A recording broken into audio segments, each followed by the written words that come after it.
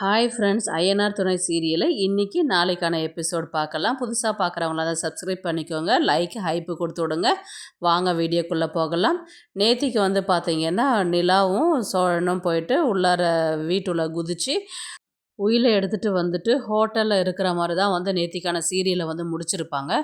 இன்றைக்கி பார்த்தீங்கன்னா காலையில் ஹோட்டலில் தான் காமிக்கிறாங்க. அதில் பார்த்தீங்கன்னா பாண்டியன், பல்லவன், அப்புறம் சேரன், நடேசன்லாம் உட்காண்ட்ருக்குறாங்க. யாருக்காக வெயிட் பண்ணிட்டுருக்குறாங்கன்னு பார்த்தீங்கன்னா நிலாவுக்கும் சோழனுக்காக வெயிட் பண்ணுறாங்க.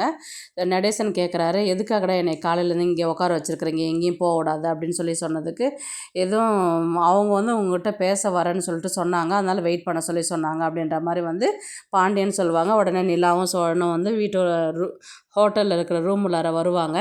என்ன பண்ணிட்டு இருக்கிறீங்க அப்படின்ற மாதிரி கேட்டதுக்கு, ஏன்டா எங்கே போனீங்க, எதுக்கு என்னை உட்கார வச்சுருக்குறாங்க அப்படின்ற மாதிரி நடேசன் கேட்பார். கொஞ்ச நேரம் இருங்க சொல்கிறேன் நான் அப்படின்ற மாதிரி சோழன் சொல்லுவார்.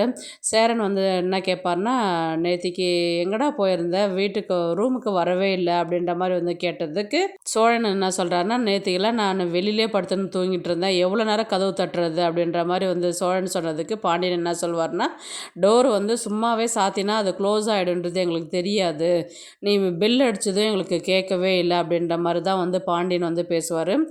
உடனே சேரன் என்ன சொல்லுவார்னா, அப்புறம் எப்படிடா தூங்குனேன், எங்கே தூங்கினேன் அப்படின்ற மாதிரி கேட்டதுக்கு, நிலா ரூமில் தான் போயிட்டு ஒரு ஓரமாக படுத்து தூங்கி எழுந்து வந்தேன் நான் அப்படின்ற மாதிரி சோழன் சொல்வார். உடனே பாண்டியனும் பல்லவன் என்ன சொல்லுவாங்கன்னா, இவன் உண்மையில் பெல் அடிச்சிருப்பான்ற நீ அப்படின்ற மாதிரி சொன்னதுக்கு, நல்லா அண்ணன் தேறிட்டாருண்ணே அப்படின்ற மாதிரி இவங்க ரெண்டு பேரும் கிண்டல் பண்ணி பேசிகிட்டு இருப்பாங்க. சரி அது இருக்கட்டும், இப்போ எதுக்குமா என்னை இங்கே உட்கார வச்சுருக்கிறேன், என்ன சொல்ல போகிற அப்படின்ற மாதிரி நடேசன் கேட்பார். அது உடனே சோழனும் நிலாவும் கெஸ் பண்ணுங்க என்ன விஷயமா இருக்கும் அப்படின்ற மாதிரி அவங்க கேட்டதுக்கு, அவர் சேரன் சொல்வார், வேறு எங்கன்னா வீடு பார்த்துட்டிங்களா, அட்வான்ஸ் என்ன கொடுத்துட்டிங்களா அப்படின்ற மாதிரி சேரன் கேட்பார். அடா அது இல்லைண்ணே, எங்கேயும் போகக்கூடாது, நம்ம வீட்டுக்கு தான் போகணுன்னு சொன்னால் அப்புறம் எது வேறு வீடு பார்த்தியன்னு கேட்குறேன் அப்படின்ற மாதிரி கேட்பாங்க. சரி நீ படித்த பையன் பல்லவா நீ சொல்லு அப்படின்ற மாதிரி சோழன் கேட்பார்.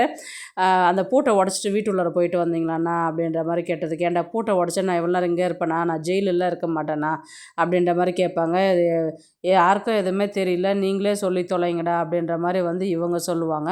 அதுக்கு அவங்க, இப்போ இத்தனை நாளாக நம்ம வீடு இல்லைன்னாங்களே, இப்போ இது நம்மளுடைய வீட்டுடைய ப்ரூஃப் இது தான் அப்படின்ற மாதிரி காமிப்பாங்க. நடேசன்கிட்ட காமிக்கும்போது பார்த்து, இது எங்கள் அப்பா எனக்கு எழுதின உயில் அப்படின்ற மாதிரி தான் அவர் சொல்லுவார். எப்படிடா சோழா, எப்படிடா இது கிடச்சிது அப்படின்னா, சோழன் சொல்லுவார், நிலாவால் தான் எனக்கு கிடச்சிது அப்படின்ற மாதிரி தான், நிலா தான் பிளான் பண்ணி கொடுத்து விட்ருந்தாங்க, அது மூலயமா வீட்டு உள்ளார போயிட்டு எடுத்துகிட்டு வந்தேன். சரி வீடெல்லாம் பூட்டிகிட்ருக்கு, சீல் உடச்சிருக்கு, உடைக்காத எப்படிடா உள்ளே போயிட்டு வந்தீங்க அப்படின்னு சொன்னதுக்கு, ஓட்டை பிரித்து உள்ளார குதித்தோம் அப்படின்னு சொன்னாங்க.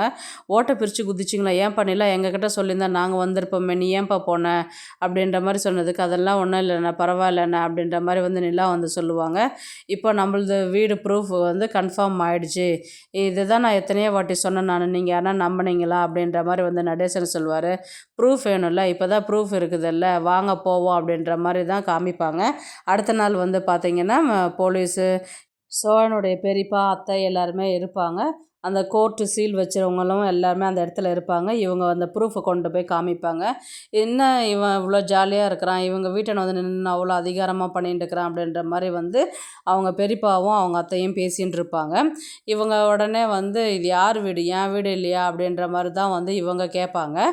அதுக்கு உடனே இந்த ப்ரூஃப் எல்லாம் எதுவுமே இல்லாத இங்கே நின்றுட்டு இருந்தால் என்ன பிரயோஜனம் அப்படின்ற மாதிரி இவர் கேட்டதுக்கு, ப்ரூஃப் இதோ இருக்குது அப்படின்ற மாதிரி நிலா எடுத்து கொடுப்பாங்க சோழன்கிட்ட. சோழன் போலீஸ்கிட்ட எடுத்து கொடுப்பாங்க. பாருங்கள் சார், நல்லா படித்து பாருங்கள், அது யார் பேரில் இருக்குதுன்றது கிளியராக தெரிஞ்சிடும் அப்படின்ற மாதிரி நடேசன் சொல்வார். உடனே அந்த ப்ரூஃபை படிச்சுட்டு இவங்ககிட்டையும் காமிங்க சார், அப்போ தான் அவங்கள நம்புவாங்க, வீடு நடேசன் பேரில் தான் இருக்குது, யார் நடேசன் சொல்லி கேட்டதுக்கு, நான் தான் சார், நேற்றுக்கெல்லாம் உயிலே இல்லை அப்படின்னா, எங்கேயோ வச்சுருக்கிறேன்னு தான் சொன்னேன், ஒரேடியாக தொலைஞ்சா போச்சுன்னு சொல்லிட்டு சொன்னேன் நான், எங்கேயோ வச்சுருக்கிறேன் தேடணும் தானே சொன்னேன் நான் அப்படின்ற மாதிரி தான் நடேசன் சொல்வார். அந்த உயிலை எல்லாருமே போலீஸு எல்லாமே செக் பண்ணி பார்த்துட்டு அந்த சீலை பிரிச்சுட்டு அதுக்கப்புறம் அவங்கள அங்கே அமுச்சு விட்ருவாங்க. யார் வீட்டை யாரா சொந்தம் கொண்டாடுறது அப்படின்ற மாதிரி நடேசன் கேட்பார். உடனே அந்த உயிலெல்லாம் எல்லாத்தையுமே பிரித்து பார்த்துட்டு, இது ஒரிஜினல் டாக்குமெண்ட் தான், இது காப்பியெல்லாம் கிடையாது. உடனே அவங்க அத்தை என்ன சொல்லுவாங்கன்னா, இது இவன் சும்மா ரெடி பண்ணின்னு வந்திருக்கிறான் சார். என்கிட்ட வேற உயில் எங்கள் அப்பா எழுதி கொடுத்துருக்குறாங்க அப்படின்ற மாதிரி வந்து இவங்க சொன்னதுக்கு போலீஸ் என்ன சொல்லுவாருன்னா, இன்ஸ்பெக்டர் காமிங்க அது அப்படின்னு சொல்லி அது இது எங்கே வச்சுருக்கிறதுன்னு தெரியல அப்படின்னு. சார் அவள் போய் சொல்கிறா சார், அதெல்லாம் கிடையாது சார், இதுதான் சார் ஒரிஜினல் அப்படின்ற மாதிரி சொல்லிட்டு, ஏம்மா வேலை வெட்டியே இல்லையா உங்களுக்கு, எங்களை பார்த்தா எப்படி இருக்குது அப்படின்ற மாதிரி வந்து இன்ஸ்பெக்டர் வந்து அவங்கள திட்டுவாங்க. உடனே வந்து நீங்கள் அந்த சீலை வந்து ஓப்பன் பண்ணி விட்டுருங்க சார் அப்படின்ற மாதிரி வந்து வக்கீல்கிட்ட சொல்லுவார் இன்ஸ்பெக்டர். அவங்களும் பிரித்து விட்ருவாங்க. இவங்க வீட்டு உள்ளார வந்துட்டு, இது நம்ம வீடு, இனி இது இடிக்கலாம் உடைக்கலாம், பங்களா கூட நாங்கள் கட்டுவோம் அப்படின்ற மாதிரி வந்து அவங்கக்கிட்ட சொல்லி அவங்கள அனுப்பிச்சி விட்ருவாங்க. இவங்க எல்லோரும் வீட்டு உள்ளார வருவாங்க.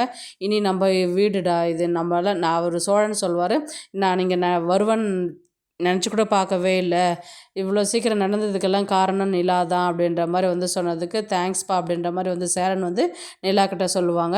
உடனே வந்து பாண்டியனும் பல்லவனும் ஆனால் கிளம்பும் போது என்ன சொன்னால், இது தரித்திரம் பிடிச்ச வீடு, இந்த வீடு வேணாம், இங்கே இருந்தால் நல்லதே நடக்காதுன்னு அப்படி இப்படி தானே சொன்னேன், இப்போ மட்டும் எப்படி நம்ம வீடு அப்படின்ற மாதிரி பேசுகிறேன்னு. டேய் அன்றைக்கே நீங்கள் எல்லோரும் சோகத்தில் இருந்தீங்க, நானும் சோகத்தில் பேசினா நீங்கள் ரொம்ப ஃபீல் ஆகிடுவீங்க, அதனால தான்டா நான் அந்த மாதிரி சொன்னேன், நான் நல்லா பேச கற்றுக்கணுண்ணா நீ அப்படின்ற மாதிரி தான் பல்லவன் வந்து சோழனை பார்த்து சொல்லுவாங்க. அப்படியே இன்றைக்கான எபிசோடை வந்து முடிப்பாங்க. நாளைக்கு வந்து பார்த்திங்கன்னா, வானதியும் பாண்டியனும் வந்து மெக்கானிக் ஷாப்பில் வந்து பேசிகிட்டு இருப்பாங்க. உடனே வானதி வீட்டுக்கு வந்து பார்த்திங்கன்னா, அவங்க மாமா தான் கிளம்பி வருவார்.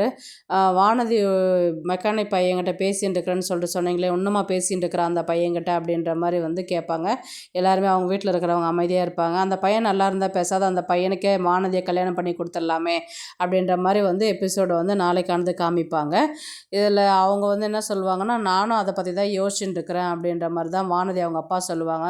எனக்கு தெரிஞ்ச அந்த பையன் வந்து பொண்ணை கம்பேர் பண்ணும்போது பையன் வந்து ரொம்ப நல்ல பையனாக தான் தெரியுறான் அப்படின்ற மாதிரி வந்து சொன்னதுக்கு, அப்புறம் ஏன் நாள் கடத்தின்னு இருக்கிற, பொண்ணும் என்ன சொன்னாலும் அவனை விட்டு பிரிஞ்சு வர மாட்டான்றது தெளிவாக தெரியுதுல்ல, அப்போ அவங்க வீட்டில் பேசாத கல்யாணம் பண்ணி வச்சிடறான், எத்தனை நாளைக்கு நமக்கும் ஒரு கௌரவம் இருக்குதுல்ல, எத்தனை நாளைக்கு பொண்ணு போய் பேசிக்கிட்டு இருந்தாக்கா நாளைக்கு நம்ம குடும்பத்தை பற்றி என்ன பேசுவாங்க அப்படின்ற மாதிரி வந்து இவங்க மாமா சொல்லுவாங்க. அதை பற்றி தான் நானும் யோசிச்சுட்டு இருக்கிறேன், யார்கிட்ட கலந்து பேசிவிட்டு அவங்க வீட்டில் பேசலாமான்றது இருக்கிறேன். இப்போ அவங்க வீட்டில் கொஞ்சம் பிரச்சனையாக இருக்கிறதுனால போகலாமா வேணாவான்னு யோசிச்சுட்டு இருக்கிறேன் அப்படின்னு. அவங்க வீட்டில் 1000 பிரச்சனை இருக்கும், நம்ம பொண்ணு பிரச்சனை வந்து வெளில 4 பேர் பேசாத இருக்கணும்னா நம்ம தான் சீக்கிரமாக வேலையை முடிக்கணும் அப்படின்ற மாதிரி வந்து இவர் சொல்லுவார். அதுக்கு வானதியோடைய அப்பா என்ன சொல்லுவார்னா, சரி நான் பார்த்து நடேசனை பார்த்து பேசுகிறேன் நான் அப்படின்ற மாதிரி வந்து இவங்க பேசுவாங்க. இதில் வந்து வானதி அம்மா வந்து என்ன சொல்லுவாங்கன்னா, எனக்கு அந்த பையனை கொஞ்சம் கூட பிடிக்கவே இல்லை, இருந்தாலும் அன்றைக்கி இப்போ பொண்ணு கிளம்பி அங்கே பெங்களூர் போனதை வந்து கொண்டு வந்து விட்டுட்டு போகும்போது அவ்வளோ நல்லவனாக தெரிஞ்சான் அவன், அதனால் அந்த விஷயத்து மூலயமா பார்க்கும்பொழுது அவனுக்கு பாண்டியனுக்கே வந்து வானதியை கொடுக்குறது சரி அப்படின்ற மாதிரி தான் வந்து அவங்களும் பேசுவாங்க.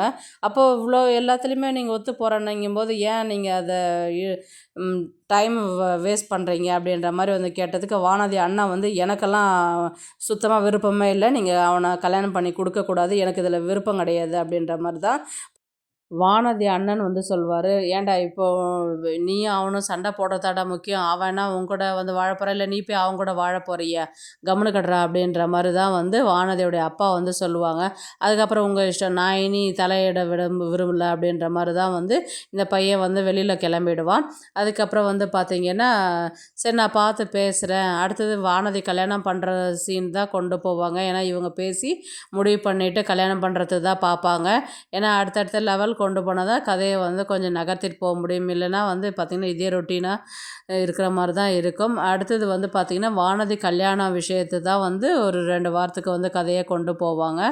பார்க்கலாம் கதையை எந்த லெவலுக்கு எடுத்துகிட்டு போகிறாங்கன்னு. இது போன்ற வீடியோஸ்க்கு வந்து இந்த வீடியோ பிடிச்சிருந்தா லைக் பண்ணுங்க, நம்ம சேனலை சப்ஸ்கிரைப் பண்ணுங்க, உங்க ஆதரவு ரொம்ப முக்கியம். நன்றி.